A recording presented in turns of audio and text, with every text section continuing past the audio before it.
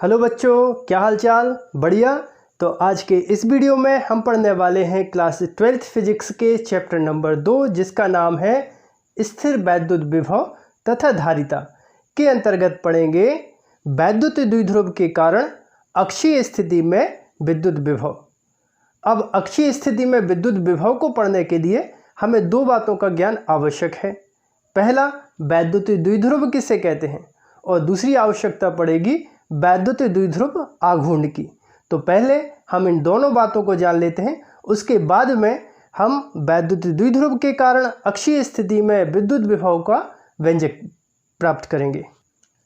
वैद्युत द्विध्रुव दो आवेशों से मिलकर बना होता है और दोनों आवेश परिमाण में बराबर हों, परंतु आवेश में विपरीत प्रकार के हों। देखिए, जैसे ये है -q आवेश और इससे कुछ दूरी पर ये दूसरा है +q आवेश, और इन दोनों आवेशों के बीच की जो दूरी होती है वो होती है 2l, l और l। तो टोटल कितना हुआ?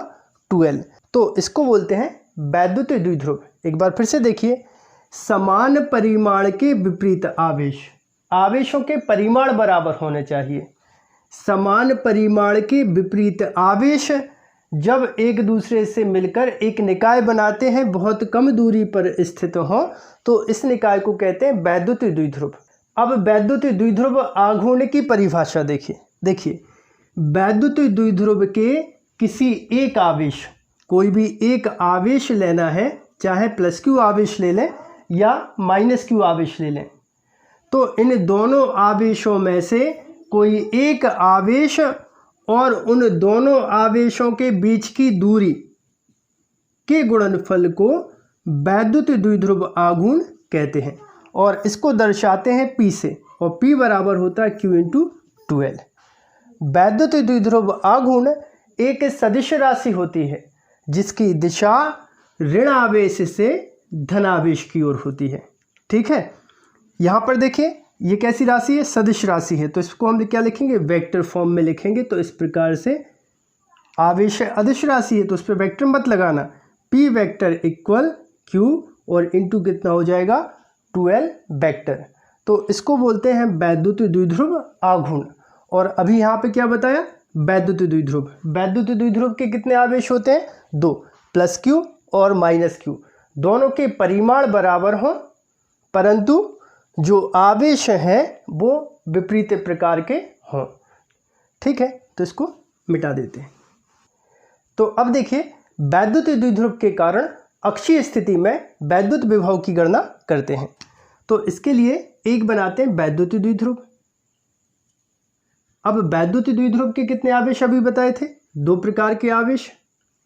तो एक आवेश ये हो गया, इसको नाम दे देते हैं +q आवेश, और एक आवेश ये हो गया, इसको नाम दे देते हैं -q आवेश, और ये इसका मध्य बिंदु हो गया O। अब यहाँ पर देखिए, इसको नाम दे देते हैं A। ठीक है, बिंदु A पर जो आवेश है वो +q है और बिंदु B पर -q आवेश स्थित है। अब यहाँ पर A से O तक का जो डिस्टेंस है वो ले लेते हैं L, और O से B तक का जो डिस्टेंस है वो ले लेते हैं L। तो इस तरह से दोनों आवेशों के बीच की दूरी हो गई 2l। अब देखिए, अब इस वैद्युत द्विध्रुव के अक्ष पर हमें विद्युत विभव की गणना करनी है। तो वैद्युत द्विध्रुव के मध्य बिंदु O से यहाँ पर r दूरी पर एक बिंदु ले लेते हैं P, और इस बिंदु P पर हम विद्युत विभव की गणना करेंगे। और वैद्युत द्विध्रुव के मध्य बिंदु O से बिंदु P की दूरी, जिस बिंदु P पर हमें विद्युत विभव की गणना करनी है, उसकी दूरी ले लेते हैं r। वैद्युत द्विध्रुव के मध्य बिंदु O से r दूरी पर है बिंदु P, जिस पर हमें वैद्युत द्विध्रुव के कारण अक्षीय स्थिति में विद्युत विभव की गणना करनी है। तो देखिए, विद्युत विभव का एक फॉर्मूला होता है V = 1/4πε0 Q/r वोल्ट। ठीक है, ये बिंदु आवेश के कारण विद्युत विभव का सूत्र है। इस पर हम वीडियो बना चुके हैं जिसकी डिस्क्रिप्शन में लिंक है, सो वहाँ से जाके आप ये वीडियो देख सकते हैं, या फिर आई बटन पर क्लिक कर आप बिंदु आवेश के कारण विद्युत विभव का फॉर्मूला देख सकते हैं।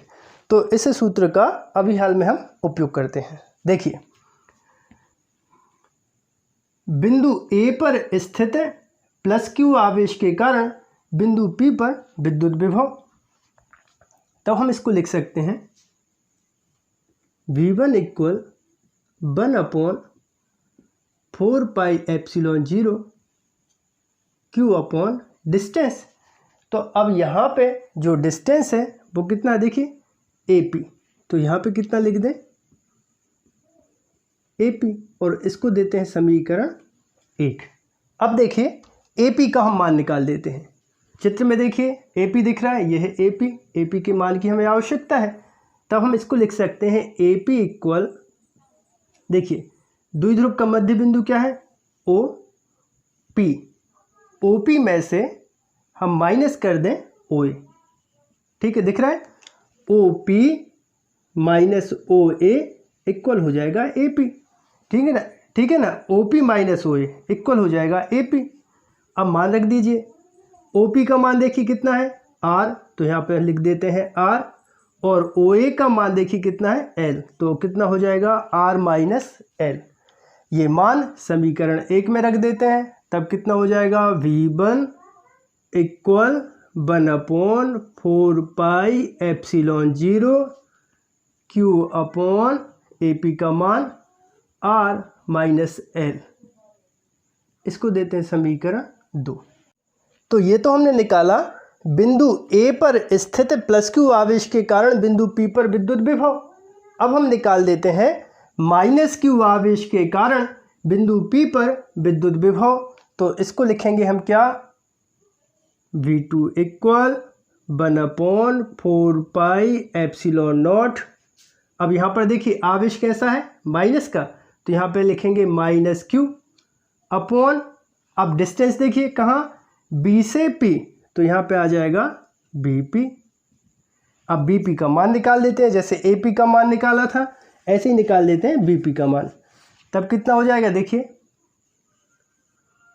BP इक्वल हो जाएगा BO प्लस OP इक्वल हो जाएगा BP। तो यहाँ पे कितना लिख दें, BO प्लस लिख दें OP।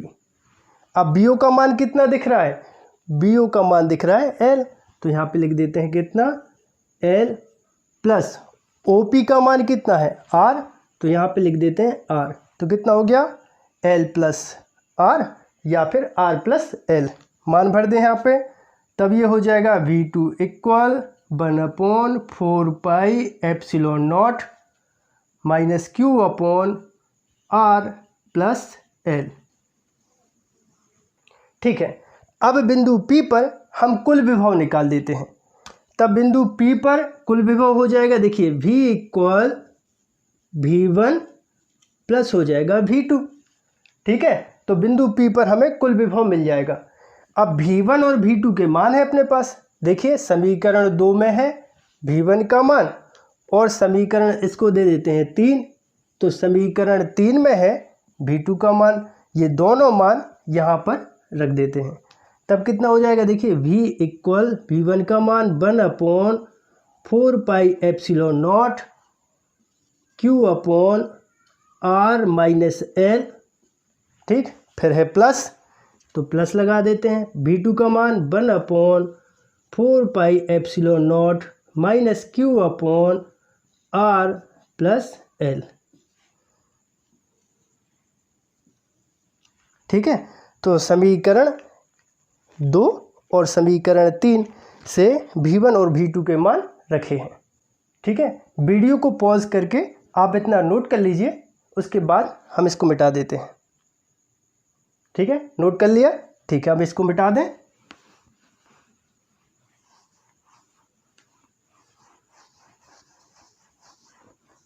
अब इस इक्वेशन को सॉल्व करते हैं। तब देखिए V इक्वल, इससे कॉमन क्या आ रहा है, Q अपॉन 4πε0, कॉमन लिया तो ब्रैकेट में कितना बचेगा 1/r माइनस एल एक ब्रैकेट में। अब देखिए यहाँ पे ये माइनस बचा है तो माइनस प्लस माइनस और बचेगा कितना 1/r प्लस एल। ठीक है, अब इसको और आगे सॉल्व करें। सो v इक्वल हो जाएगा q/4πε0 ब्रैकेट। यहाँ पर देखिए इन दोनों ब्रैकेट का एलसीएम ले लीजिए तो एक ब्रैकेट में आ जाएगा r माइनस एल, दूसरे ब्रैकेट में r प्लस एल, ऊपर कितना बचेगा r प्लस एल। ठीक है, minus r minus L. v equal q/4πε0 यहाँ ब्रैकेट। अब ब्रैकेट को खोल दीजिए तो ये हो जाएगा r plus L minus r plus L. ठीक है, अपॉन। अब यहाँ पर एक फॉर्मूला लगा दीजिए। आपने एक फॉर्मूला देखा होगा a प्लस बी एक ब्रैकेट में और a माइनस बी दूसरे ब्रैकेट में, तो बराबर कितना होता है a स्क्वायर माइनस होता है b स्क्वायर। याद आया ये फॉर्मूला? ठीक है, तो यहाँ पे अप्लाई कर दें तो ये हो जाएगा देखिए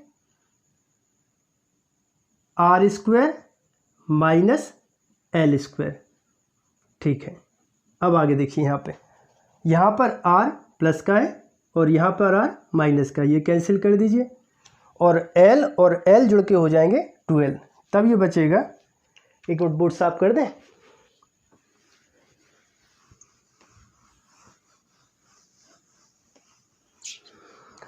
ठीक है, अब आगे देखिए, तब ये हो जाएगा v इक्वल q/4πε0 ब्रैकेट। यहाँ पर l और l जुड़ के कितना हो गया 12, तो ये 12/r square minus L square. अब याद कीजिए जब वीडियो की शुरुआत करी थी तो उस समय पे हमने आपको एक सूत्र बताया था वैद्युत द्विध्रुव आघूर्ण। तो वैद्युत द्विध्रुव आघूर्ण को किससे दर्शा रहे थे p से, और p बराबर कितना होता है q इंटू 2l। अब यहाँ पर देखिए ये q है और ये 2l है तो इसकी जगह हम वैद्युत द्विध्रुव आघूर्ण रख सकते हैं। तब सूत्र बन जाएगा v इक्वल 1/4πε0 और यहाँ पे आ जाएगा p/r square minus L square. ठीक है, इतना नोट करें, फिर आगे बात करते हैं। वीडियो को पॉज करें और इतना नोट कर लीजिए, उसके बाद आगे सॉल्व करते हैं। ठीक है, नोट कर लिया। यहाँ पर देखिए आपको वैद्युत द्विध्रुव दिख रहा है जिसके आवेश है +q और -q और बीच की जो दूरी है वो कितनी है 2l। तो ये जो आवेश होते हैं एक दूसरे से बहुत कम दूरी पर स्थित होते हैं, अल्प दूरी पर स्थित होते हैं, और जबकि जिस बिंदु पर हमने विद्युत विभव की गणना करी है वो दूरी होती है ज़्यादा, तब इस दूरी की हम उपेक्षा कर सकते हैं। ठीक है, बहुत कम दूरी होने के कारण जो L है उसको हम मान लेते हैं नगण्य। क्यों? क्योंकि ये वाली जो दूरी है जहाँ पर विद्युत विभव की गणना करी है वो दूरी है ज़्यादा, और जहाँ जो +q और -q जो आवेश हैं वो एक दूसरे से बहुत कम दूरी पर स्थित हैं। तब हम इसको लिख सकते हैं L < R। ठीक है, यदि L < R हो तब इसको लिख सकते हैं v इक्वल 1/4πε0 p/l की उपेक्षा कर दीजिए। अब कितना बचा r स्क्वायर, और विभव का मात्रक होता है वोल्ट। तो यह वैद्युत द्विध्रुव के कारण अक्षीय स्थिति में विद्युत विभव का व्यंजक है। तो आशा करता हूँ आप सभी को वीडियो पसंद आया होगा। यदि आप सभी को वीडियो पसंद आए तो आप हमारे चैनल को सब्सक्राइब करें, वीडियो को लाइक करें और वीडियो को अपने दोस्तों के साथ शेयर करें।